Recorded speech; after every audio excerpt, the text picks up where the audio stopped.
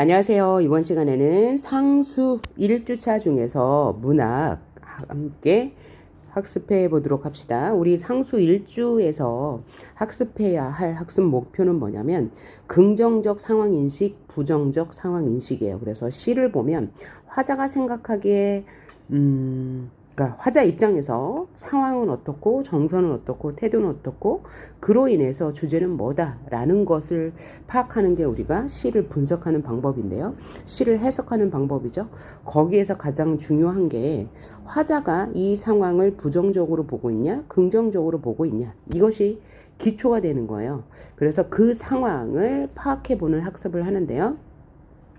제가 요 강의에서는 화자의 상황, 정서, 태도, 그리고 표현법까지 모두 해설하도록 할 테니까 여러분은 잘 들으시길 바래요. 요 강의를 우리가 이제 겨울방학 동안 약 10주 동안 진행을 할 건데 요 10주를 잘 들으시면 여러분이 시 해석하는데 아주 많은 도움이 될 거예요. 그래서 시 해석이 쉽게 느껴질 겁니다. 이것과 더불어 문학 개념어가 24강까지 있는데 그것도 충실히 하신다면 이번 겨울방학에 내가 문학을 완전 다 학습하게 되는 거예요. 사실 문학이라는 게 여러 장르가 있죠. 서정 갈래가 있고 서사 갈래가 있고 교술 갈래가 있고 극 갈래가 있습니다. 그러면 서정 갈래는 감정을 다룬 것이기 때문에 시를 말하고 서사 갈래는 이야기를 다룬 갈래이기 때문에 소설을 말하죠. 그 다음에 교술 갈래는 가르쳐서 뭔가를 깨우치게 한다. 교훈을 전달하는 문학이기 때문에 수필을 말하고요. 극 갈래는 무대 상연을 전제로 한 시나리오와 희곡을 말해요.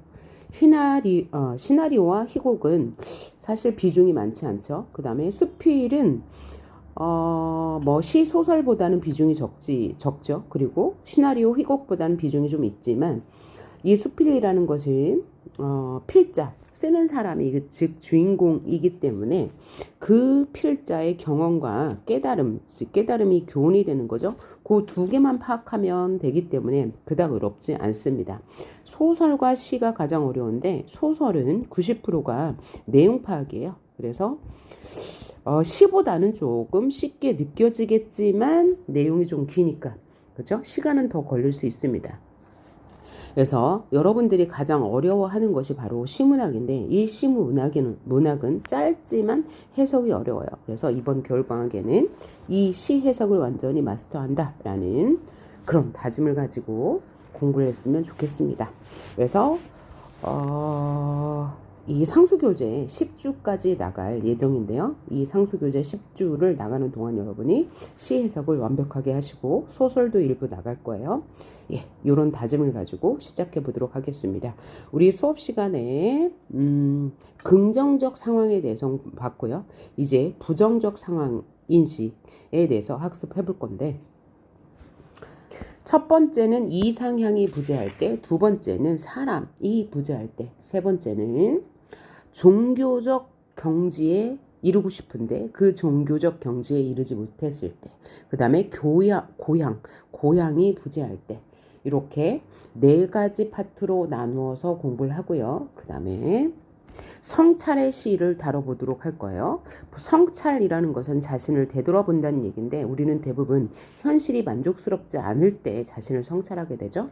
그래서 이것도 부정적 상황 인식이 될 거예요. 그래서 이 성찰은 성숙의 경지, 존재의 본질, 존재론적 고독 이렇게 살펴보고요.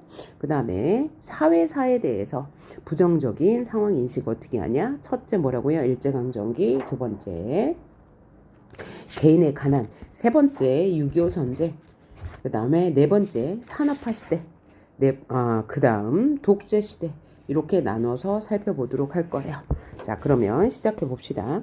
그리고 이 강의를 들을 때는 여러분이 어떻게 들으라고요? 1.5배속으로 듣는 게 가장 집중력이 잘 발휘되는 상태라고 해요. 그러니까 빠른 속도로 들으셔도 괜찮습니다. 그런데 제가 필기하는 거는 여러분도 필기하면서 들으시길 권장드립니다. 자, 그럼 첫 번째 이상향이 부재할 때 어떤 시 내용이 펼쳐지는지 살펴봅시다. 시를 항상 읽을 때는 뭘 먼저 보라고요? 네, 제목을 먼저 보셔야 돼요. 제목을 보면 힌트를 얻을 수 있어요. 자, 제목이 그 먼 나라를 알으십니까? 라고 했어요. 그러니까 화자의 관심 대상은 뭐예요? 그 먼 나라예요. 그 먼 나라가 뭘까? 라는 의심을 가지고 시를 읽어보시길 바랍니다. 자, 볼게요. 어머니, 당신은 그 먼 나라를 알으십니까? 어머니라고 하면서 뭐요? 청자를 설정해놨어요. 청자 설정. 청자는 뭐예요? 듣는 사람. 듣는 사람을 설정해놨다는 것은 대화체라고 했죠. 말을 건네고 있어요. 그래서 얘를 대화체라고도 하고 말을 건네는 어투라고도 했습니다. 자, 사실은 독백이지만 청자를 설정해놨기 때문에 대화체인 거예요. 근데 만약에 누구를 불렀어요. 누구를 부른 거는 대화체인데 그 부른 사람이 대답까지 했습니다. 그럼 그것은 독백이 아니고 대화죠. 그럴 때는 대화적 어조라고 합니다. 그거를 구분하셔야 되는데 어떻게 구분해요? 자, 이렇게 생각해 보시면 돼요. 자, 독백적 어조라는 것은 독백적 어조가 말투예요. 혼잣말을 하는데 혼잣말은 당연히 독백이겠죠. 그런데 누군가에게 말을 건네는 듯한 어조를 취했으면 대화체라고 합니다. 그래서 얘를 말을 건네는 어조라고 하는데 말을 건네는 어조인데 만약에 내가 누군가에게 말을 건넸는데 답이 없어요. 그 대상이 답이 없어. 그러면 얘는 대화체에만 해당하고 대화체이면서 독백적 어조인 거예요. 그러면 대화적 어조는 뭐냐? 누군가와 말을 주고받는 어조를 대화적 어조라고 해요. 주고받는 말투. 그래서 얘는 대화 구성이라고 하고요. 얘는 질문을 했는데 누군가가 대답까지 했어요. 그럼 얘는 뭐예요? 대화적 어조라고 합니다. 근데 이 경우는 한번 볼게요. 어머니, 당신은 그 먼 나라를 알으십니까? 라고 화자가 어머니를 불러서 대화체죠. 깊은 산림지대를 끼고 돌면 고요한 호수에 흰 물새가 날고 좁은 들길에 들장미 열매 붉어서 멀리 노루새끼 마음 놓고 뛰어다니는 아무도 살지 않는 그 먼 나라를 아세요? 라고 물어봤는데 답이 있어요? 없어요? 없어요. 어머니가 대답을 하지 않았으니까 얘는 대화체인 거예요. 이 대화체는 어디에 속해요? 독백적 어조에 속합니다. 자, 대답까지 있어야 대화적 어조에 속하는 거예요. 요거 구분 잘 하세요. 독백적 어조 안에 대화체가 있는 겁니다. 대답까지 하면 대화 구성이고 대화적 어조인 거예요. 자, 그러면 내용을 한번 살펴보도록 할게요. 자, 화자는 청자를 설정해 놓고 자, 당신은 그 먼 나라를 아세요? 내가 가고 싶은 곳은 먼 나라예요. 그 먼 나라는 어떤 곳이요? 산림지대를 끼고 돌면 고요한 호수에 흰 물새가 날아요. 좁은 들길을 들장미 열매는 붉고요. 멀리 노루새끼가 마음 놓고 뛰어다니는 곳이 그 먼 나라거든요. 그곳은 아무도 살지 않아요. 그곳 아세요? 라고 물어보는 거예요. 그러니까 화자가 지향하는 세계가 지향하는 세계가 뭐예요? 바라는 세계가 바로 그 먼 나라라는 세계죠. 그래서 이렇게 생각하시면 될 것 같아요. 신석정이라는 인물이요. 일제강점기 때 시인이거든요. 그러면 화자가 바라는 세계는 반영론적 관점으로 봤을 때는 그 시대 상황을 염두에서 본다면 화자가 지향하는 이상세계 어떤 세계예요? 독립의 세계겠죠. 일제의 억압이 없는 세계라고 생각하시면 될 것 같아요. 그래서 화자는 지금 부정적 상황이에요. 그러니까 이상세계를 꿈꾸는 거예요. 그런 상태에서 정서는 뭐예요? 뭔가를 그리워해요. 그리워하는 그 대상은 그 먼 나라라는 이상세계죠. 그래서 태도는 가고 싶은 거죠. 그 먼 나라에 가고 싶은 의지가 있습니다. 그럼 주제는요. 이상세계에 대한 그리움이 되는 거예요. 자, 그 다음에 유치원의 깃발을 봅시다. 자, 깃발이에요. 제목이 깃발입니다. 자, 한번 볼게요. 이것은 소리 없는 아우성이에요. 이것은 뭐예요? 깃발이에요. 제목과 연관해서 이것은 깃발이고요. 이것은 아우성입니다. 깃발은 아우성을 치고 있네요. 자, 왜 아우성을 치고 있냐면 저 푸른 해원을 향하여 가고 싶어서 아우성을 치고 있으니까 저 푸른 해원이 바로 이상향, 지향하는 세계가 될 거예요. 그래서 그 푸른 해원을 향하여 흔드는 노스텔지어의 손수건이 바로 깃발이고요. 순정이 바로 깃발이고요. 자, 물결같이 바람에 나부끼고 오로지 맑고 곧은 이념의 표대 끝에 애수가 있는데 그 애수가 바로 깃발이에요. 애수가 뭐예요? 슬픔이죠. 그 애수가 백로처럼 날개를 펴. 백로는 이제 새니까요. 자, 누구인가? 이렇게 슬프고도 애달픈 마음을 맨 처음 공중에 달 줄 안 그는. 그래서 그는 모르는 사람이죠. 화자도 모를 거예요. 그가 맨 처음 깃발을 꽂은 사람이 될 거예요. 그 깃발은 뭐예요? 아우성이고요. 순정이고요. 노스텔지어의 손수건이고요. 그 깃발은 슬픔이에요. 그럼 이 깃발은 왜 슬픈가요? 맑고 곧은 이념의 표대 끝에 매달려 있는데 매달려 있기 때문에 푸른 해원으로 갈 수가 없기 때문에 슬픈 게 깃발이죠. 그래서 아마도 이 유치원 시인도 역시 일제강점기 시대를 살았기 때문에 이 깃발은 우리 민족의 마음일 것이다 라고 짐작할 수 있을 거예요. 자, 그러면 화자의 상황은 지금 푸른 해원에 갈 수 없어서 정서는 뭐예요? 안타까움이죠. 안타까워하고 있죠. 태도는 한탄하고 있는 거죠. 갈 수 없는 것을 알기 때문에. 그럼 주제는 뭐예요? 이상향에 대한 동경이 될 거예요. 자, 그럼 이제 표현법을 한번 볼까요? 자, 이것은 소리 없는 아우성이다. 자, 소리가 없는데 아우성을 칠 수 없으니 모순 형용이 드러났죠. 부정과 긍정이 충돌해요. 이런 표현법을 우리는 역설법. 시험에서는 역설법을 통해 이상향에 대한 지향을 드러낸다. 이렇게 나오지 않고 모순 형용을 통해 화자의 지향을 드러낸다 라고 해요. 그래서 역설법은 모순 형용이구나. 겉으로는 모순이지만 그 이면의 진실을 강조하는 표현법이구나 라고 생각하시면 되겠고요. 자, 노스텔지어, 순정, 아우성, 애수 다 뭘 가리켜요? 깃발을 가리키죠. 이것은 깃발은 순정이야, 깃발은 손수건이야, 깃발은 애수야, A는 B다. 이런 표현법을 뭐라고 그래요? 우리는 은유법이라고 하죠. 은유법은 비유법 중에 하나예요. 그럼 비유법은 뭐예요? 어떤 표현하고 싶은 대상을 뭐라고 그래요? 원관념을 보조관념, 다른 것에 빗댄 대상을 보조관념이라고 하죠. 보조관념에 빗대어 표현하는 방법이라고 하면 되겠습니다.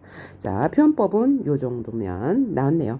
그 다음에 노천명의 사슴. 우리 사슴 하면 떠오르는 게 뭐예요? 슬픈 눈망울인데, 자, 어떤 내용을 펼치는지 한번 보도록 합시다.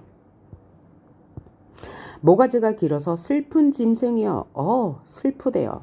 그 사슴은 그러니까 화자의 감정이 슬픈 거죠. 자, 이런 것을 뭐라고요? 자, 사슴은 그냥 사슴일 뿐인데 화자가 보기에 슬픈 거예요. 이건 화자의 감정이니까 뭐예요? 감정이입이라고 하죠. 화자의 감정을 이입했다. 그리고 사슴이 슬픈지 어쩐지 몰라요. 그래서 사슴에게 감정을 부여했어요. 사람처럼. 그래서 얘를 뭐라고 그래요? 의인법. 감정이입이 있으면 무조건 의인법이 따라올 수밖에 없겠죠.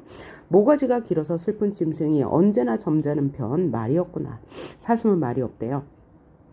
관이 향기로운 너는, 여기서 너는 누구겠어요? 바로 사슴이겠죠. 의인법이죠. 무척 높은 족속이었나 보다. 너는 굉장히 신분이 높은 사람이었어 라고 말하는 것 같죠. 왜냐하면 자, 시라는 것은, 문학이라는 것은 동물이나 어떤 사물에 빗대어서 인간 삶을 이야기하기 때문이죠. 물속에 자기의 그림자를 들여다보고 잃었던 전설을 생각해내고는 어찌할 수 없는 향수 뭐야? 고향에 대한 그리움이죠. 슬픈 모가지를 하고 먼데 산을 바라본다. 자, 그럼 이 시에서 사슴은 누가 될 것 같아요? 바로 화자가 될 것 같죠. 혹은 우리 민족이 될 수도 있겠네요. 그죠? 좀 확대해서 해석한다면. 그래서 화자 자신을, 우리 민족을 슬픈 눈으로 바라보는 화자의 정서 느낄 수 있죠. 자, 분위기가 어떻습니까? 굉장히 감상적이죠. 모가지가 길어서 슬픈 짐승이여 라고 뭐 했어요? 불렀어요. 누구를요? 사슴을요. 이렇게 대상을 호명하는 것, 부르는 것 뭐라고 그래요? 돈호법.